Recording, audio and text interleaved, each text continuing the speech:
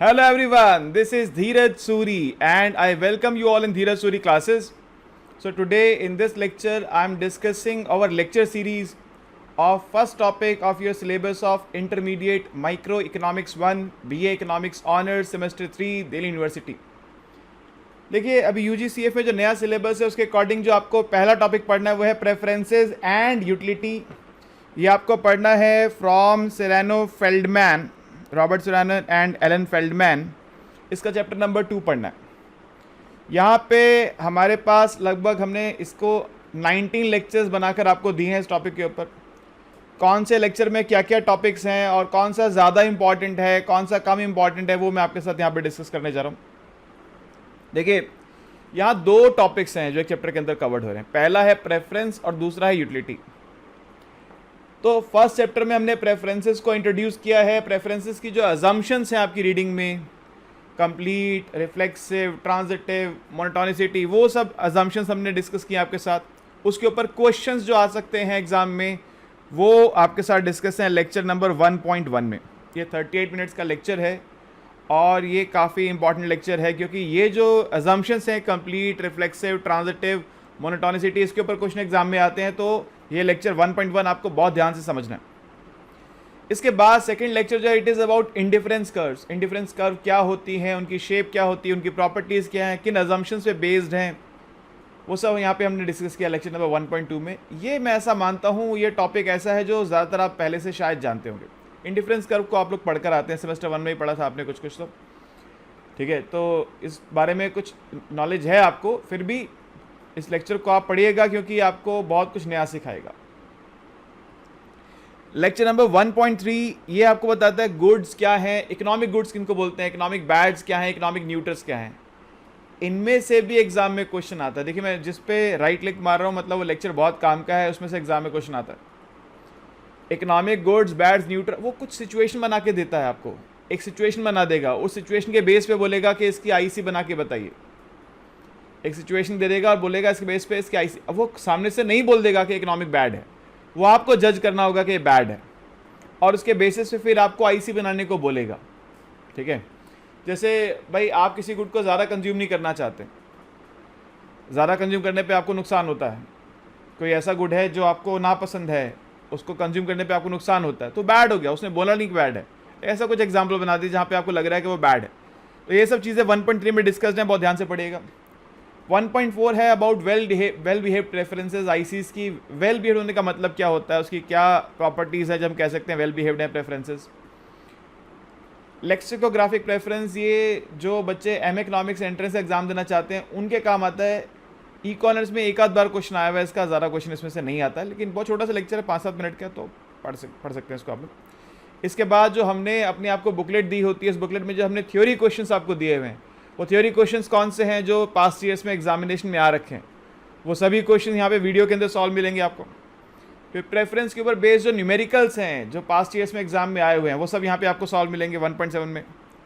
1.8 से फिर second topic start होता है यूटिलिटी। यूटिलिटी क्या होती है, उसका मतलब क्या है, यूटिलिटी फंक्शन क्या होता है, यूटिलिटी फंक्शन की क्या प्रॉपर्टीज़ होती हैं, उससे एमआरएस कैसे निकालते हैं।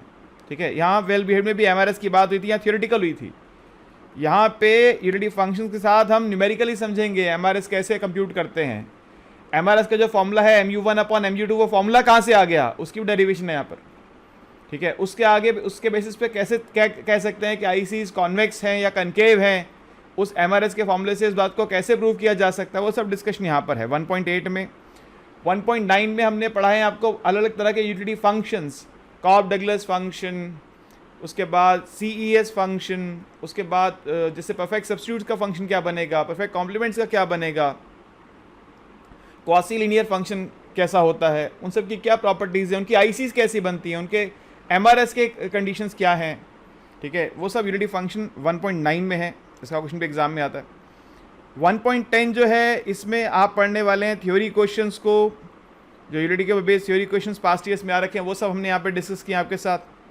1.11 से फिर शुरू हो जाते हैं यूटिलिटी के ऊपर बेस्ड न्यूमेरिकल क्वेश्चंस जो हैं, न्यूमेरिकल्स, जिसमें मैंने अभी नाम लिया था कॉब डगलस के ऊपर न्यूमेरिकल्स, उनकी आईसीज कैसे बनेगी, एल शेप जो आईसीज बनती हैं एल शेप्ड, या जो किंग आईसीज बनती है, किंग ऐसे किंग, या फिर ये जो आईसीज बनती हैं ये किस फंक्शन की कैसी आईसी बनेगी, वो सब ये जो लेक्चर्स हैं 1.12 से लेकर और 1.16 तक, इन सब में प्लेथोरा ऑफ न्यूमेरिकल्स हैं, बहुत सारा ढेर है न्यूमेरिकल्स का जो मैंने आपके साथ डिस्कस किया। आप देख रहे हैं कितना समय लगा है इनके ऊपर न्यूमेरिकल्स को डिस्कस करने में। देखिए माइक्रो का पेपर जो होता है वो न्यूमेरिकल पेपर होता है, और यूनिटी फंक्शंस एक बेस हैं जिसके ऊपर खड़े होकर बाकी सारे काम करने हैं हमको। इसी के बेस पे खड़े होकर आगे जो हम टॉपिक्स पढ़ने वाले हैं उसके ऊपर हम इन सबको यूज़ करेंगे जहाँ पे पढ़ने वाले। तो ये सब न्यूमेरिकल्स बहुत ध्यान से आपको पढ़ने हैं, इनमें से एग्जाम में क्वेश्चन आता है, लेकिन उससे ज़्यादा इंपॉर्टेंट ये है कि ये यूनिटी फंक्शंस आपको आगे बहुत काम आएंगे आगे के चैप्टर्स में, यहाँ भी सेमेस्टर 4 में भी, ठीक है। तो इसलिए इनको बहुत ध्यान से पढ़िएगा। बच्चे अक्सर मुझसे बोलते हैं सेमेस्टर 4 वाले, सर एक कोई वो टॉपिक बता दो सेम 3 का जो हमको चाहिए होगा। ये यूनिटी का टॉपिक है जो आपको सेम 4 में भी चाहिए होगा, यहाँ तो चाहिए ही चाहिए, सेम 4 में भी यही पढ़ना पड़ता है वापस से, इसके बिना सेम 4 की गाड़ी रुक जाती है। इसलिए ये सारे के सारे न्यूमेरिकल्स बहुत मेहनत करके रिकॉर्ड किए हुए हैं, बहुत मेहनत से लेक्चर्स बनाए हुए हैं, क्वेश्चंस पहले इकट्ठे करे, उन क्वेश्चंस के सॉल्यूशन करके दिखाए लेक्चर्स के अंदर। तो आप लोग, अब आपकी ड्यूटी है ध्यान से इनको पढ़ना। इसके बाद जो आपको बुक लगी है सेरेनो फेल्डमैन, उसमें जो एक ही एग्जाम्पल है इस बुक में, मेरे पास यहाँ पे रीडिंग है, इसमें एक ही एग्जाम्पल इन्होंने दिया है। एग्जाम्पल है इस चैप्टर में, चैप्टर नंबर 2 की बात कर रहा हूँ मैं। एग्जाम्पल नंबर है हमारे पास 2.6, ठीक है, 2.6 अ सॉल्व्ड प्रॉब्लम। ये वैसे तो सॉल्व्ड है, मगर मैंने आपको समझाया लेक्चर के अंदर कि कैसे उसको सॉल्व करना है।